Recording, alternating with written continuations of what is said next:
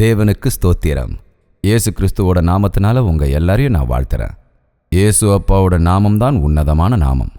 அவரோட நாமத்துல பாவ மன்னிப்பு இருக்கு. பரலோகத்தோட வாரிசாவும் நாம ஆவோம்.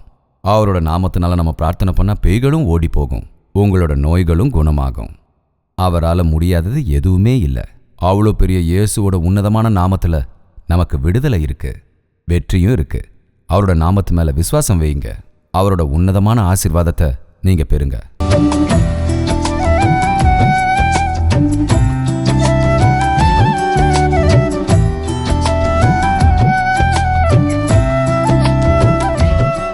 எபிரேயர் எழுதின நிருபம் 13வது அதிகாரம் 4வது வசனத்தை படிக்கிறேன், கவனமா கேளுங்க. விவாகம் யாவருக்குள்ளும் கனமுள்ளதாயும். விவாகம் யாவருக்குள்ளும் கனமுள்ளதாயும். உங்களுக்கு கல்யாணம் ஆயிடுச்சா? அப்படின்னா இன்னைக்கு இந்த பிரசங்கத்தை கவனமா கேளுங்க. உங்களுக்கு இன்னும் கல்யாணம் ஆகலையா? அப்படின்னா ரொம்ப முக்கியமா ரொம்ப ஜாக்கிரதையா இந்த பிரசங்கத்தை கேளுங்க. ஏன்னா தேவன் ஆதியில மனுஷன் தனியா இருக்கிறது நல்லதில்ல அப்படின்னு நினைச்சு துணையா ஒரு பெண்ணை தேவன் உருவாக்குனாரு. கணவன் மனைவி இருவரும் சேர்ந்து தேவனோட சாயலை பரிபூரணம் அடைய செய்யணும்னு, தேவனோட வார்த்தைகளை உத்தேசம் அடைய செய்யணும்னு தேவன் ஆசைப்பட்டாரு. அதுக்காக தான் தேவன் ஆதாமையும் ஏவாளையும் உருவாக்குனாரு. முதலா நடந்த திருமணத்தை தேவன் தான் நடத்தி வச்சாரு. விவாகம் நடந்த உடனே ஒரு ஆண் தாய் தகப்பனை விட்டுட்டு தன் மனைவியோட சேர்ந்து கணவன் மனைவி இருவரும் ஒரே மாதிரி இருக்கணும்னு சொன்னாரு. விவாகன்றது 2 பேரும் ஒன்னாகிறது.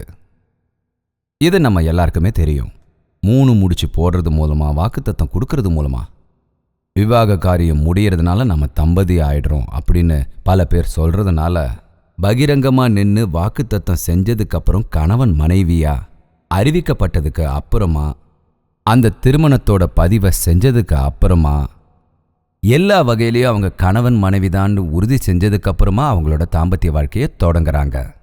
ஆனா திருமணமான அடுத்த நாளே சண்டை போட்டுக்கிறவங்க நிறைய பேர் இருக்காங்க. 3 மாசத்திலேயே பிரிஞ்சு போறவங்களும் இருக்காங்க.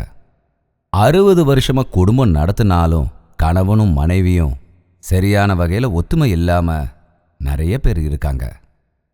காரணம், விவாகத்தோட உண்மையான தன்மையை நம்ம சரியா புரிஞ்சிக்கிறது இல்ல. திருமணம்ன்றது 2 பேரும் ஒன்னாகிறது மட்டும் இல்ல, 2 பேரோட மனசும் ஒன்னாகிறது. 2 பேரும் ஒருத்தருக்கு ஒருத்தர் சமாதானத்தோட சேர்ந்து வாடுறது. நிஜமா நாம ஒவ்வொருத்தரும் ஒவ்வொரு விதத்துல படைக்கப்பட்டதுனால ஒவ்வொருத்தரும் ஒவ்வொரு விதமா இருக்கும். நம்மளோட பழக்கங்கள், நம்மளோட ஆசைகள், கோரிக்கைகள், இது எல்லாமே ரொம்ப வித்தியாசமா இருக்கு. ஆனா திருமணம் ஆனதுக்கு அப்புறமா அவங்கவங்க இஷ்டப்படி இருக்கிறத விட்டுட்டு ஒருவர் ஒருவரோடு இணைந்திருக்க வேண்டும். ஒருத்தர் ஒருத்தருக்காக தியாகம் செய்ய வேண்டும். ஒருத்தருக்கு ஒருத்தர் சந்தோஷப்படுத்திக்க வேண்டியதும் அவசியமா இருக்கு. திருமணம்ன்றது உங்களோட சந்தோஷத்துக்காக மட்டும் இல்ல, மனைவியையும் நீங்க மகிழ்ச்சியா வச்சிருக்கணும். உங்க மனைவியை நீங்க சந்தோஷப்படுத்தணும். உங்களோட கடமைகளை நீங்க நிறைவேற்றணும் அப்படின்னு பைபிள் சொல்லுது. அப்படிப்பட்ட காரியங்கள் நடக்காததுனால தான் இன்னைக்கும் பல திருமணங்கள் தோல்வியில முடிஞ்சிருக்கு. ஒருவேளை அவங்க விவாகரத்து வாங்கி பிரிஞ்சிருக்கிறது ஒரு பக்கம் இருந்தாலும், சேர்ந்தே இருந்தாலும் அவங்க அந்தரங்கத்துல ஒத்துமை இல்லாம இருக்காங்க. அவங்க வாழ்ந்துகிட்டும் இருக்காங்க. அதனால தான் திருமணத்துல இருக்கிற அர்த்தங்களை அவங்களால புரிஞ்சிக்கவே முடியல. அதுல இருக்கிற சிறப்புகளை அவங்க தெரிஞ்சுக்க முடியாம போகுது. திருமணத்தின் மூலமா வரக்கூடிய சந்தோஷம், ஆனந்தம், சமாதானத்தை அவங்களால அனுபவிக்க முடியாம போயிடுது. இதுக்கு முன்னால நீங்க திருமணம் செஞ்சிருந்தா, ஒருவேளை உங்களுக்கு மனைவி பிடிக்காம போயிருந்தாலும், உங்க கணவர் நீங்க நினைச்சபடியே இல்லாம இருந்தாலும், இனிமே நீங்க பிரிஞ்சு போகவே கூடாதுங்க. விவாகரத்துன்ற முறை இந்த உலகம் ஏற்படுத்தினதை தவிர தேவன் அதை ஏற்படுத்தவே இல்லை. ஒருத்தருக்கு ஒருத்தர் முடிச்சு போட்ட பிறகு அவங்க மரணம் வரைக்கும் ஒத்துமையா இருக்கணும். ஒருத்தருக்காக ஒருத்தர் வாழணும். இது தேவனுடைய ஏற்பாடு. பலரும் இன்றைய நாள்ல அவங்க வாழ்க்கையில திருப்தி இல்லாதவங்களா, அவங்க தாம்பத்திய வாழ்க்கையில சமாதானம் எதுவும் இல்லாம இருக்காங்க. ஒருவேளை நீங்க அந்த சூழ்நிலையில இருந்து இந்த கணவனோட என்னால வாழ முடியாது, மனைவியோட என்னால வாழ முடியாதுன்னா விவாகரத்து செஞ்சுட்டு இன்னொரு திருமணம் செய்து கொள்ளலாம்ங்கிற எண்ணத்துல இருந்தீங்கன்னா ஜாக்கிரதையா கேளுங்க. இன்னொருத்தரை திருமணம் செஞ்சுக்கிட்டு அவங்க உங்க விருப்பப்படி இருப்பாங்கன்னு உங்களால எப்படி சொல்ல முடியும்? அதனால தான் நாங்கள் முன்னாடியே டேட்டிங்கை முடிச்சிட்டோங்க, ஒருத்தருக்கு ஒருத்தர் புரிஞ்சுக்கிட்டோம், ஒருத்தருக்கு ஒருத்தர் பேசிக்கிட்டோம் அப்படின்னு நீங்கள் சொல்ல போறீங்களா? உண்மைதான். கணவன் மனைவியா ஆகிற வரைக்கும், காதலன் காதலியா இருக்கிற வரைக்கும் எங்கேயும் இல்லாத அன்பை காட்டுவீங்க. ஒருத்தருக்கு ஒருத்தர் வாழற மாதிரி நீங்க வெளிக்காட்டிப்பீங்க. ஆனா திருமணம் ஆனதுக்கு அப்புறம் அந்த அன்போடு நீங்க ஏன் எப்பவுமே இருக்கிறது இல்ல? சரி, திருமணம் ஆனதுக்கு அப்புறம் அவங்க எதனால முன்ன மாதிரியே காதலன் காதலியா இல்லாம போயிடுறாங்க? யோசிச்சு பாருங்க. தாம்பத்திய வாழ்க்கைன்றது ரொம்ப ரொம்ப முக்கியமானது, பரிசுத்தமானது, அன்பு நிறைந்தது. ஆனா இன்னைக்கும் பல பேர் அவங்க அசிங்கமான இச்சைகளை தீர்த்துக்கிறதுக்காகவும் வீட்டு வேலைகளை செய்யறதுக்காகவும், எவனோ ஒருத்தனுக்கு என் மகளை திருமணம் செஞ்சு வச்சா என்னோட பாரங்கள் தீந்துரும், அதுக்காக தான் கல்யாணம் பண்ணி வைக்கிறேன்னு சொல்றவங்க இன்னைக்கு நிறைய பேர் இருக்காங்க. இது தேவனுடைய ஏற்பாடுன்னு உங்கள எத்தனை பேருக்கு தெரியும்? புனிதமான திருமணத்தோட மகத்துவத்தை எத்தனை பேர் தெரிஞ்சு வச்சிருக்கீங்க? இன்னைக்கும் கூட எத்தனையோ குடும்பங்கள் சமாதானம் இல்லாம சந்தோஷம் இல்லாம இருக்காங்க. கணவன் மனைவி தங்களுக்குள்ள சந்தோஷமும் சமாதானமும் ஏற்படாம இருக்காங்க. இன்னைக்கும் பல இளம் பிள்ளைகள் திருமணம் செஞ்சுக்கிறத நினைச்சு பயப்படுறாங்க. திருமணம்னா பயந்து ஓடி போயிடுறாங்க. திருமணமே எனக்கு வேண்டான்னு சொல்லி அழறவங்களும் இருக்காங்க. திருமணம்னு சொன்னாலே அவங்களுக்குள்ள ஒரு வகையான வெறுப்பு ஏற்பட்டுடுது. நெகட்டிவா திங்க் பண்றாங்க. காரணம், திருமணமான தம்பதிகளுக்குள்ள ஐக்கியத்தை அவங்களால பார்க்க முடியல. அதனால எத்தனையோ தாய் தகப்பன்மார்கள் தம் பிள்ளைகளுக்கு திருமணம் நடக்காம இருக்கேன்னு வருத்தப்பட்டுக்கிட்டு இருக்காங்க. என் பையனுக்காக நான் எத்தனையோ பெண்களை பார்த்துட்டேன், ஆனா அவனுக்கு பிடிக்கல. எத்தனையோ பையன்களை பார்த்தாலும் என் மகளுக்கு பிடிக்கலன்னு தான் சொல்றா அப்படின்னு சொல்ற தாய் தகப்பன்மார்கள் நிறைய பேர் இருக்காங்க. உங்க பிள்ளைகளுக்கு திருமணம் ஆகலையேன்ற கவலை உங்களுக்கு இருக்கா? தம் பிள்ளைகள் திருமணம் வேண்டான்னு சொல்லி அடம் பிடிக்கிறாங்களேன்ற கவலை உங்களுக்கு இருக்கா?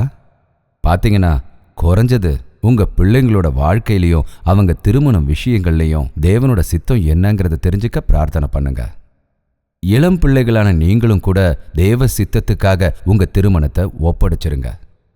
ஏதோ ஒரு மேட்ரிமோனியல்ல பார்த்தோ, போட்டோவை பார்த்தோ, பயோடேட்டாவை பார்த்தோ உங்களுக்கு பிடிச்ச மாதிரி நடந்துப்பாங்கன்னு நீங்க நினைக்கிறதுல எந்தவித பிரயோஜனமும் இல்லை. பகிரங்கமா நீங்க நினைச்ச குவாலிட்டியெல்லாம் ஒருத்தங்க கிட்ட இருக்குன்னு நீங்க சந்தோஷப்பட்டா திருமணம் ஆனதுக்கப்புறம் உங்களால சந்தோஷமா இருக்க முடியாது. தேவனோட சித்தம்தான் உத்தமமானது. இன்னைக்கு திருமண விஷயத்துல பல பேரும் உடல் தோற்றத்துக்கு தான் முக்கியத்துவம் கொடுக்கறாங்க. அவங்க அழகை தான் ரொம்பவே எதிர்பார்க்கறாங்க. சௌந்தரியம் வஞ்சனையுள்ளது, அழகு வீண் என்று தேவ வசனம் சொல்லுது. உடல் அழகுக்கும் உடல் தோற்றத்துக்கும் முக்கியத்துவம் கொடுத்து அவங்களோட மனசுக்கு ஏன் முக்கியத்துவம் கொடுக்காம விட்டுடுறீங்க? விவேகமில்லாத அழகான பெண் பன்றி மூக்கில் இருக்கும் மூக்குத்தி போன்றவள்னு வேத வசனம் சொல்லுது. ஒருவேளை அவங்க எவ்வளோ அழகா இருந்தாலும் விவேகம் இல்லைன்னா, ஞானம் இல்லைன்னா, பன்றி மூக்கில் இருக்கிற மூக்குத்திக்கு எவ்வளோ மரியாதை இருக்கோ அந்த மரியாதை தான் அவங்களுக்கும் இருக்கு. யோசிச்சு பாருங்க. அழகான பெண் வேணும்னு நினைக்கிறீங்களா, இல்லை புத்தியுள்ள பெண் வேணும்னு நினைக்கிறீங்களா? உடல் சம்பந்தமான அழகு என்னைக்குமே வீணானது. சௌந்தரியம் வஞ்சனையுள்ளது, அழகு வீணுன்னு தேவனோட வசனம் சொல்லுது. விவாக விஷயத்துல யோகியவானுக்காக எதிர்பாருங்கள். குணசாலியான ஸ்திரீயை கண்டுபிடிப்பவன் யார்? அப்படிப்பட்டவள் முத்துக்களை காட்டிலும் விலை மதிப்பில்லாதவள்னு வேத வசனம் சொல்லுது. நல்ல குணசாலியான பெண் உங்கள் மகனுக்கு மனைவியாக வேண்டும் என்று நீங்கள் ஆசைப்படுகிறீர்களா? இல்ல நல்ல வரதட்சணை கொடுக்கக்கூடிய பெண் மனைவியாகணும்னு ஆசைப்படுறீங்களா? வரதட்சணைக்கு தான் நிறைய பேர் எதிர்பார்க்கறாங்க. நல்ல குணசாலியான ஞானம் உள்ள பெண் வேணும்னு எத்தனை பேர் நினைக்கிறாங்க சொல்லுங்க? குணசாலியான பெண்ணை கண்டுபிடிக்கிறவன் யார்? அவளுடைய விலை முத்துக்களை விட உயர்வானது. குணசாலியான பெண் தன் புருஷனுக்கு கிரீடமாயிருக்கிறாள். இடைஞ்சலை ஏற்படுத்துபவள் அவனுக்கு எலும்பாயிருக்கிறாள். பார்த்தீங்கன்னா எவ்வளோ வரதட்சணை கொண்டு வந்தாலும் இடைஞ்சலை ஏற்படுத்துகிற ஸ்திரீ, குணமில்லாத பெண், கணவனை கௌரவப்படுத்தாத பெண் அந்த வீட்டுக்கு என்ன ஆசீர்வாதத்தை கொண்டு வருவா சொல்லுங்க? ஆஸ்தியோடையும் ஆணவத்தோடையும் இருக்கிற பெண்ணோட வாழறது ரொம்ப கஷ்டம் இல்லையா? குணசாலியான பெண் கிடைக்கிறது அரிது. அப்படிப்பட்ட பெண் முத்துக்களை விட உயர்ந்தவள். குணசாலியான ஸ்திரீ தன் புருஷனுக்கு கிரீடம். தன் கணவனுக்கு எவ்வளவோ அழகையும் எவ்வளவோ பெருமையையும் ராஜ மரியாதைகளையும் தரக்கூடிய குணசாலியான பெண் எவ்வளவு அழகென்று நீங்களே நினைத்து பாருங்கள். குணமற்றவள் எலும்புருக்கியாக இருக்கிறாள். எத்தனையோ பேர் இன்னிக்கும் இந்த உலகத்துல வரதட்சணைக்கு முக்கியத்துவம் கொடுத்து, உடல் அழகுக்கு முக்கியத்துவம் கொடுத்து தன்னோட வாழ்க்கையிலையும் திருமண வாழ்க்கையிலையும் நஷ்டமாகி போறாங்க. இன்னைக்கும் நிறைய பேர் சொத்துள்ளவனும் நல்லா சம்பாதிக்கிறவனும் தான் தன்னோட பொண்ணுக்கு கணவனா வரணும்னு ஆசைப்படுறாங்க. நல்ல உடல்நிலையோட தெய்வ பக்தி கொண்ட ஒரு மனிதனை தன்னோட பெண்ணுக்கு கணவன் ஆக்கணும்னு இன்னைக்கு எத்தனை பேர் நினைக்கிறாங்கன்னு சொல்லுங்க. பைபிள்ல அபிகாயல்னு ஒரு பொண்ணு இருக்கா. அவ புத்திசாலி, ரூபவதின்னு பைபிள் சொல்லுதுங்க. அந்த ஸ்திரீக்கு நாபாலுன்றவரோட திருமணம் செஞ்சு வச்சாங்க. அவன் நிறைய ஆஸ்தி வசதியோட இருந்தான். ஆனா அவன் ரொம்ப துர்மார்க்கனா இருந்தான். ஆனா ஆஸ்தி இருந்தா போதும், எப்படி இருந்தாலும் பரவாயில்ல அப்படின்னு ஒரு ரூபவதியான புத்திசாலியான பொண்ணை ஒரு துர்மார்க்கனான முரடனுக்கு கல்யாணம் பண்ணி வச்சாங்க. இப்போ அந்த குடும்பம் எப்படி இருக்கும்னு யோசிச்சு பாருங்க. ஆஸ்தியுள்ளவன் வேணும், சொந்த வீடு உள்ளவன் வேணும், நல்ல பணம் சம்பாதிக்கிறவன் எனக்கு புருஷனா வரணும், எனக்கு மருமகனா வரணும்னு நினைக்கிறவங்க புத்தி இல்லாதவங்க. குறைவான சம்பாத்தியமா இருந்து தெய்வ பக்தி உள்ளவனா இருந்து பரிசுத்தமானவனா இருந்து நீதிமானா இருந்தா அவன் குடும்பத்தையே காப்பாத்துவான், அந்த குடும்பத்துக்கு ஆசீர்வாதமா இருப்பான். நல்ல சொத்து இருந்து ஒரு குடிகாரனுக்கு கல்யாணம் பண்ணி வச்சா அந்த குடும்பம் என்ன ஆகும் யோசிங்க. பல பேர் இன்னமும் நல்ல வம்சத்தை சேர்ந்தவனா வேணும்னு சொல்லுவாங்க. இந்த நாபால் கூட நல்ல வம்சத்தை சேர்ந்தவன் தான், நல்ல ஒரு ஜாதியை சேர்ந்தவன் தான். ஆனா புத்தி நல்ல புத்தி இல்லை. துர்மார்க்கன், முரடன், புத்தி இல்லாதவன், குடிகாரன். அப்படிப்பட்ட குடும்பம் எப்படி இருக்கும்? நீங்களே இதை யோசிச்சு பாருங்க. கல்யாணம் பண்ணி வைக்கிறது ஒன்றும் பெரிய விஷயம் இல்லைங்க. தாய் தகப்பனான நீங்க நல்ல ஜெபம் பண்ணி தேவ சித்தப்படி ஒருவரை தேர்ந்தெடுத்து தேவன் ஆசீர்வதிப்பாருன்னு நீங்க எதிர்பாருங்க. பெருமைக்காக பார்க்காம தேவ சித்தத்திற்காக நீங்க ஜெபம் பண்ணுங்க. எங்க வம்சத்தை சேர்ந்தவங்க தான் வேணும், எங்க ஜாதியை சேர்ந்தவங்க தான் வேணும்னு இன்னைக்கு பல பேர் கேட்பாங்க. ஒருவேளை இந்த நாபால் நல்ல வம்சத்தை சேர்ந்தவன்றதுனால நம்ம பொண்ணை கொடுத்து கல்யாணம் பண்ணி வைக்கலான்னு இந்த புத்திசாலியான ரூபவதியான அந்த பொண்ணை அந்த முரடன் நாபாலுக்கு கல்யாணம் பண்ணி வச்சாங்க. கோலம் ஜாதி எல்லாம் நம்மளை என்னைக்கும் காப்பாத்தாது. நாம வளர்ந்த சூழ்நிலைகள், நம்ம நிலைகள் ரொம்பவே முக்கியமானது. இன்னைக்கும் பல பேர் உங்க பையன் என்ன படிக்கிறான், உங்க பொண்ணு என்ன படிச்சிருக்கா அப்படின்னு கேட்பாங்க. படிப்பு அவங்களுக்கு ஞானத்தை தரும்னு நினைக்கிறீங்களா? என்னதான் நீங்க படிச்சிருந்தாலும் உங்க மனைவியை தேர்ந்தெடுக்க தேவன் தர ஞானம் வேணும். பைபிள் சொல்லுது, புத்தியுள்ள ஸ்திரீ தன் வீட்டை கட்டுகிறாள், புத்தி இல்லாத ஸ்திரீயோ தன் கையினால் அதை இடித்து போடுகிறாள். இந்த ஞானம் ஸ்கூல்ல படிக்கிற ஞானம் இல்லைங்க, அது தேவன் தர ஞானம். தேவ பயம் அடங்கிய பரலோகத்திலிருந்து வந்த பவித்திரமான ஞானம். அந்த ஞானம் அடைந்த பெண் தன் கணவன் முரடனாயிருந்தாலும், தன் கணவன் கஞ்சனாயிருந்தாலும், கணவன் குடிகாரனாயிருந்தாலும், தன் கணவன் எப்படிப்பட்டவனா இருந்தாலும் அந்த குடும்பத்தை கட்டி காப்பாற்றத்தான் ஒரு பெண் முயற்சி செய்வாள். தன் கணவனை மாத்திரத்துக்காக முயற்சி பண்ணுவாளே தவிர விவாகரத்து கொடுத்து தப்பிச்சு போக நினைக்க மாட்டா. அதுபோலதான் தேவ வசனம் சொல்லுது, ஒரு ஆண் குடும்பம் நடத்தணும்னா அவனுக்கு ஞானம் வேணும். மனைவியானவள் பலகீனமான பண்டமாக இருந்தபடியால் அவளோடு ஜப ஞானத்தோடு குடும்பம் நடத்த வேண்டும் என்று பைபிள்ல தெளிவா சொல்லியிருக்கு. தேவன் மூலமா ஞானத்தை அடைந்தவன் தன் குடும்பத்தை சிறப்பாக நடத்திடுவான். தெய்வ ஞானம் கொண்ட ஸ்திரீ தன் குடும்பத்தை கட்டி காப்பாற்றுவாள். சின்ன வயசுலேயே பலரும் கல்யாணம் பண்ணிக்கிட்டு எவ்வளவோ கஷ்டங்களை அனுபவிச்சு அவங்க வாழ்க்கையை வெறுத்திருக்காங்க. குடும்பன்ற கோயில தேவன் ஏற்பாடு செஞ்சிருக்காரு. அந்த குடும்பத்தை நடத்தணும்னா தேவனோட ஆசீர்வாதமும் தயவும் வேணுங்க. தேவனுடைய ஞானம் வேண்டும். தேவ வாக்கியம் தெளிவுபடுத்துது, கணவன் மனைவி ஒற்றுமையா இருக்க வேண்டும். கணவன் தன் மனைவியை தன் சொந்த சரீரம் போல நேசிக்க வேண்டும். மனைவியும் கணவன் கிட்ட பயபக்தியோட இருக்கணும்னு பைபிள் சொல்லுது. நீ அன்பு செலுத்தினாதான் நான் அடங்குவேன், நீ அடங்குனாதான் நான் அன்பு செலுத்துவேன்னு சண்டை போட்டுக்கிட்டே இருந்தா அந்த குடும்பம் என்ன ஆகும் சொல்லுங்க? உங்க மனைவியை நீங்க பத்திரமா பார்த்துக்கிறது தான் உங்களோட பொறுப்பு. உன்னை நீ எந்த அளவுக்கு நேசிக்கிறியோ அந்த அளவுக்கு மனைவியையும் நேசிக்கணும். பெண்ணானவள் அடக்க ஒடுக்கமா இருக்கணும், அதுதான் அவங்களோட அழகு. அடக்கம்தான் அவங்களுக்கு ஒரு தனிப்பட்ட அழகை தரும். மனைவி அடக்க ஒடுக்கமா இருந்தா கணவன் அவ கிழிச்ச கொட்டை தாண்டவே மாட்டான். பெரியவங்க சொல்லியிருக்காங்க, மனைவி கணவனோட போராடி சண்டை போட்டு ஜெயிக்கணும்னு நினைக்கிறாங்க. ஆனா கணவனுக்கு அடங்கி நீங்க நடந்துக்கிற விதத்தினால அவரை நல்வழிப்படுத்த முடியும்னு தேவனோட வசனம் சொல்லுது.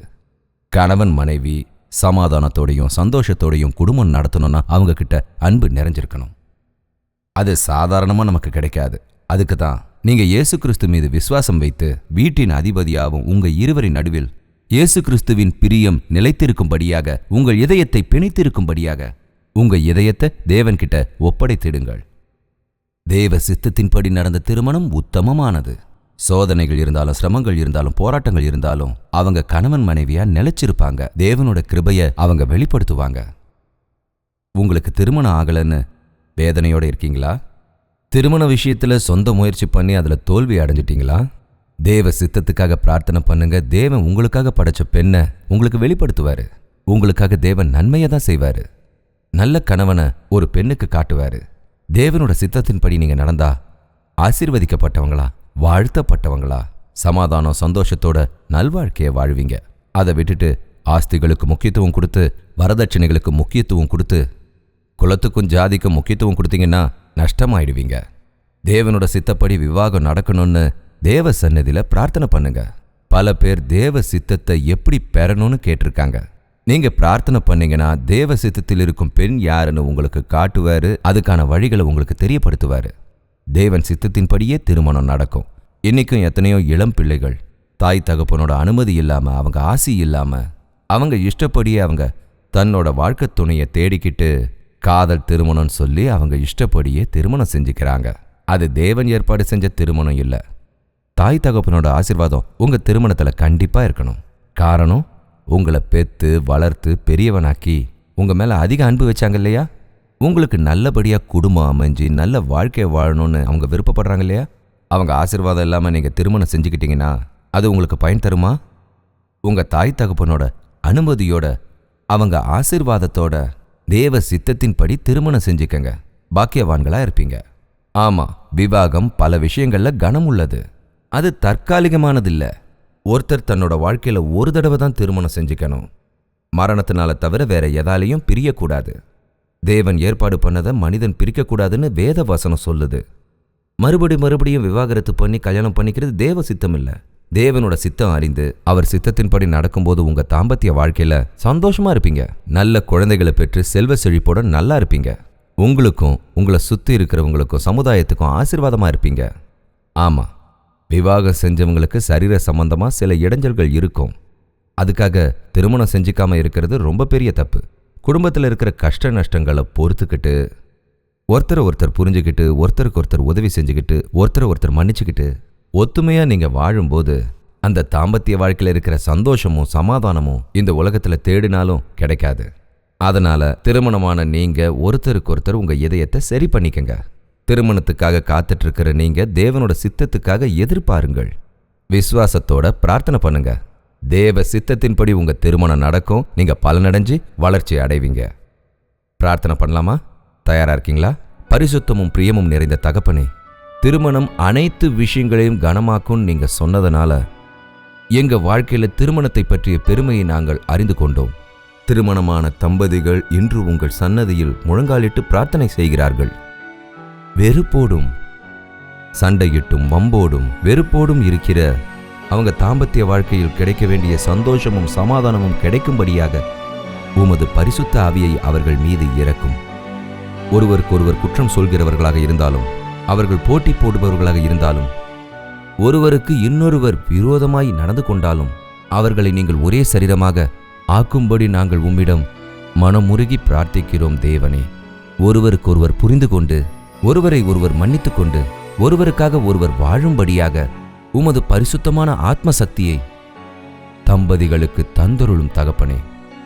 என் பிள்ளைக்கு இன்னும் திருமணம் நடக்கவில்லையே என்று மனம் நொந்து கொண்டிருக்கும் பெற்றோர்களுக்கு வரதட்சணைக்காகவும் வசதிக்காகவும் ஜாதி பெருமைகளுக்கு முக்கியத்துவம் கொடுத்து இந்த திருமண விஷயத்தில் முன்னேறி போக முடியவில்லை என்பதை அவர்கள் அறிந்து கொள்ளும்படியாக உமது சித்தத்தை அவர்கள் கண்டறிந்து அவர்களின் திருமணத்தில் உமது ஆசீர்வாதத்தை கண்டறியும்படியாக உதவி செய்யுங்கள். எனக்கு திருமணமாகவில்லை, எனக்கு வயது ஏறிக்கொண்டிருக்கிறது என்று வருத்தப்பட்டு கொண்டிருக்கும் ஒவ்வொருவரையும் நீர் கண்ணோக்கி பார்க்க வேண்டும் தகப்பனே. அவர்களின் வாழ்க்கையை உம்மிடத்தில் நாங்கள் ஒப்படைக்கிறோம். அவர்கள் வாழ்க்கையில் சீக்கிரம் திருமணம் நடக்க வேண்டும் என்று தாங்கள் ஆசீர்வாதம் செய்ய வேண்டும். இன்னைக்கும் பல பேர் தாம்பத்திய வாழ்க்கையில் வெறுத்து போய் இன்னொரு திருமணத்திற்காக முயற்சி செய்து கொண்டிருக்கும் போது அப்படிப்பட்டவர்கள் இந்த சமயத்துல தீர்மானம் எடுத்துக்கொண்டு அவங்க வாழ்க்கையை சரி செஞ்சுக்கிட்டு அவங்க தாம்பத்திய வாழ்க்கையில தேவனோட ஆசீர்வாதத்தை காணும்படியாக அவங்களுக்கு உதவி செய்யுங்கள். முழங்காலிட்டு பிரார்த்தனை செய்ய உதவி செய்யுங்கள். இந்த இறுதி நாள்ல விவாகம் கனமற்றதாய் போய்கொண்டிருக்கிறது ஆண்டவரே. பரிசுத்தமான விவாகம் நடக்கிறதுக்கும் பலனடைந்து அபிவிருத்தி அடைந்த குடும்பங்களாக அவங்க இருக்கிறதுக்கு எல்லாரும் இருக்க பரிசுத்தமான ஆத்ம காரியத்தை நடத்தி வையுங்கள். இந்த நிகழ்ச்சியை பார்த்து கொண்டிருக்கும் கணவன் மனைவி இருவரையும் உமது அன்பால் இணைத்து வையுங்கள். உமது ஆசீர்வாதத்தாலே நிரப்புங்கள். இந்த நிகழ்ச்சியில ஒன்று சேர்ந்து பிரார்த்தனை செய்கின்ற உமது குமாரன் குமாரத்திகளை நீர் கண்ணோக்கி பார்த்து உமது சித்தத்தை எதிர்பார்க்கும்படியாக, உமது சபையில் எல்லாம் நன்மையாக நடக்கும் என்று நம்பும்படியாக, அவர்களுடைய விவாகத்தில் உமது சித்தத்தையும் ஆசீர்வாதத்தையும் எதிர்பார்க்கும்படியாக, அற்புதங்களை செய்த தேவன், ஆச்சரியங்களை செய்த தேவன் எமது வாழ்க்கையில் நிரூபிக்கும்படியாக இந்த நிகழ்ச்சியை பார்த்து கொண்டிருக்கிற ஒவ்வொருவரின் மனவேதனையை தீர்த்து உமது நாமத்தை மகிமைப்படுத்தும்படி இயேசுவின் நாமத்தினால் கேட்கிறோம் தகப்பனே. ஆமென்.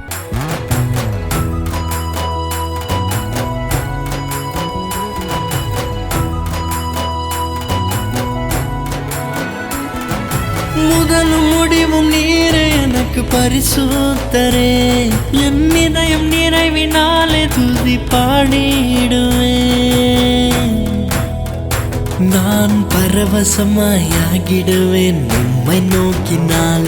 இதய கோவினிலே அமர்ந்திருக்கும் தேவன் நீர்தானே.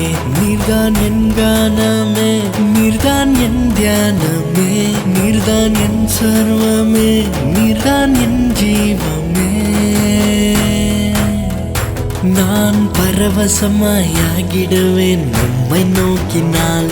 இதய கோவிலிலே அமர்ந்திருக்கும் தேவன் நீர்தானே.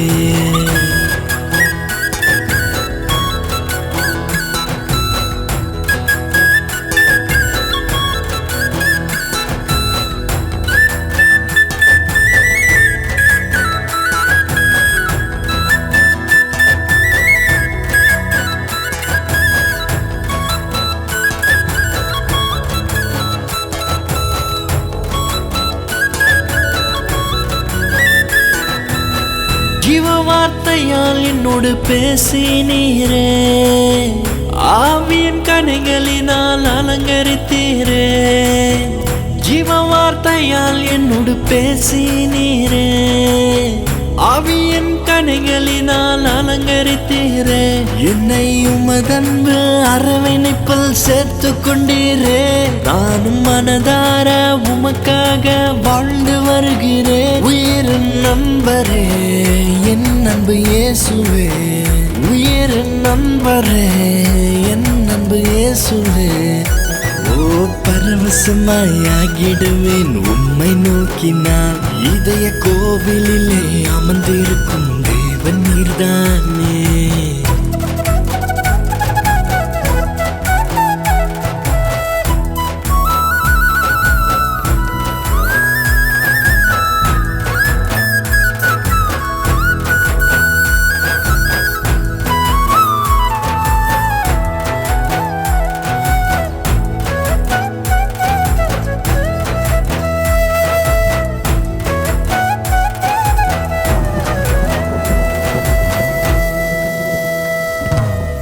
நிரம்புது மனமே உன் சந்நிதி மலையில். இறங்குது தினமே உன் ஆவியின் கிருபை. நிரம்புது மனமே உன் சந்நிதி மலையில். இறங்குது தினமே உன் ஆவியின் கிருபை. இந்த இனிதான ஆனந்தம் என் சொந்தமே. துதி மகிமையும் கனமும் உன் சொந்தமே. மகிமையின் தேவனே, கிருபையின் ராஜனே. மகிமையின் தேவனே, கிருபையின் ராஜனே. நான் பரவசமாயாகிடுவேன் உம்மை நோக்கினால். இதய கோவிலிலே அமர்ந்திருக்கும் தேவன் நீர்தானே. நீர்தான் என் கானமே, நீர்தான் என் தியானமே, நீர்தான் என் சர்வமே, நீர்தான் என் ஜீவமே. நான் பரவசமாயாகிடுவேன் உம்மை நோக்கினால். இதய கோவிலிலே அமர்ந்திருக்கும் தேவன் நீர்தானே.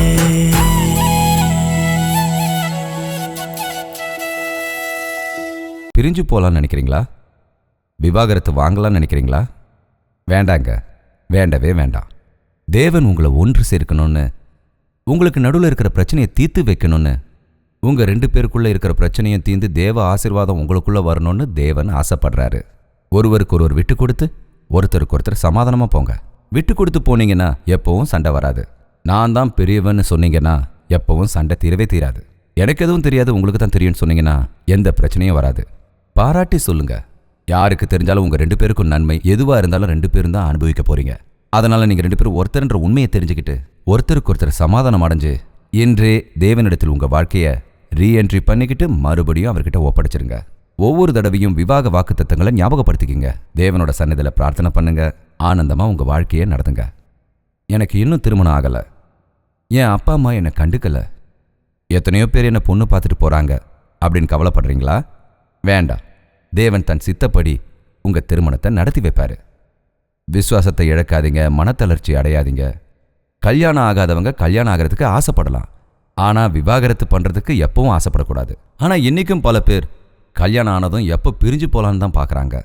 கல்யாணம் ஆகாதவங்க எப்போ கல்யாணம் நடக்கும்னு கவலைப்படுறாங்க. பயப்படாதீங்க. தேவன் இந்த கனமான காரியத்தை உங்கள் வாழ்க்கையில் நடத்துவார். திருமணமானது அனைத்திலும் கனமானது. அந்த விஷயத்துல தேவன் எப்பவும் கைவிட மாட்டாரு. சரியான நேரத்துல சரியான துணையோட உங்களுக்கு திருமணத்தை நடத்தி வச்சு ஆசீர்வதிக்கப்பட்ட குடும்பமா உங்களை வாழ வைப்பாரு. அதான் தேவனோட ஆசை. ஒருவேளை உங்க தாம்பத்திய வாழ்க்கையில் இருக்கிற பிரச்சனைகளுக்கு தீர்வு வேணும்னா உங்க திருமண விஷயத்துல தேவனோட ஆசீர்வாதத்துக்காக நீங்க எதிர்பார்த்தீங்கன்னா எங்களுக்கு தெரியப்படுத்துங்க. உங்களுக்காக பிரார்த்தனை பண்றதுக்கு நாங்க தயாரா இருக்கோம். ஃபோன் பண்ணி எங்களுக்கு பேர் விவரங்களை தெரியப்படுத்துங்க. அது கான்ஃபிடென்ஷியலா பாதுகாக்கப்படும். அந்த விவரங்களை யாருக்கும் நாங்க தெரியப்படுத்த மாட்டோம். உங்களுக்காக தேவனிடத்தில் பிரார்த்தனை செய்வோம். டெலிஃபோன் பண்ணுங்க, இல்லைனா கடிதம் எழுதுங்க, இல்லைனா இமெயில் SMS மூலமாவோ பிரார்த்தனை தேவைகளை தெரியப்படுத்துங்க. உங்களுக்காக தேவனோட சன்னதியில் விண்ணப்பிக்க நாங்க தயாரா இருக்கோம்.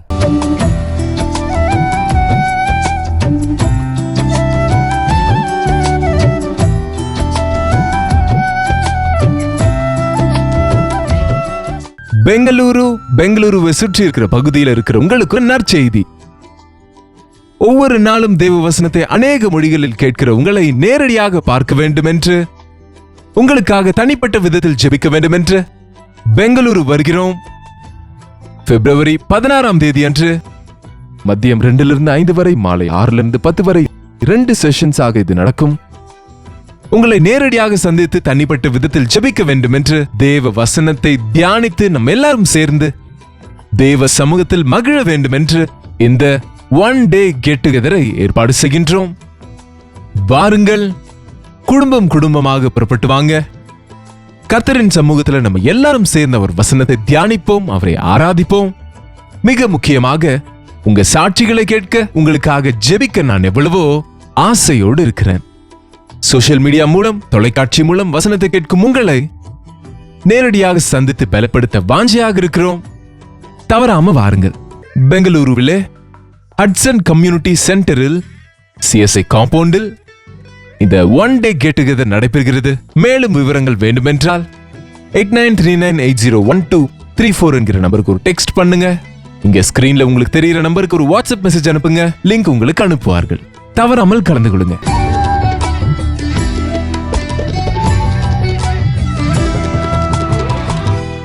இந்த நிகழ்ச்சியை உங்க கண்ணு முன்னால கொண்டு வரதுக்கு எவ்வளவோ செலவாகுது. முயற்சிகளும் நிறைய இருக்கு. ஒவ்வொரு நாள்லையும் ஒவ்வொரு சேனல்லையும் பல மொழிகளில் இந்த நிகழ்ச்சி ஒளிபரப்பாகுது. இந்த நிகழ்ச்சியை தொடர்ந்து நடத்த உங்களோட பிரார்த்தனையும் உங்களோட உதவியும் எங்களுக்கு தேவைப்படுது. இது உங்களுக்கே நல்லா தெரியும். தேவன் உங்களுக்கு ஆணையிட்டு இருந்தா உங்க நன்கொடைகளை கொடுத்து நீங்க இந்த நிகழ்ச்சியில பங்கெடுத்துக்கங்க. தேவன் தர ஆசீர்வாதத்தை பெறுங்க. இது விஷயமா இன்னும் விவரங்கள் வேணும்னா 08939393939க்கு கால் பண்ணி விவரங்களை தெரிஞ்சுக்கங்க. நன்கொடைகளை ஆன்லைன் மூலமாவோ DD மூலமாவோ நீங்க எங்களுக்கு அனுப்பலாம். நீங்க அனுப்புற ஒவ்வொரு காணிக்கையையும் நாங்க நம்பிக்கையான விதத்துல பயன்படுத்துறோம். அதுக்கான பலனை நீங்க நிறைய பெறணும்னு நாங்க தேவனோட சன்னதியில பிரார்த்திக்கிறோம். தேவ சித்தத்தின்படி மறுபடியும் சந்திக்கலாம். அது வரைக்கும் தேவனோட மகா கிருபை உங்களுக்கு துணையா இருக்கட்டும். உங்கள் தேவைகள் எல்லாவற்றையும் நீங்கள் எழுத வேண்டிய முகவரி ஜெய்பால் ஃபவுண்டேஷன்ஸ், இலக்கம் 29, new colony road, Velachery, Chennai 6,42,00,000.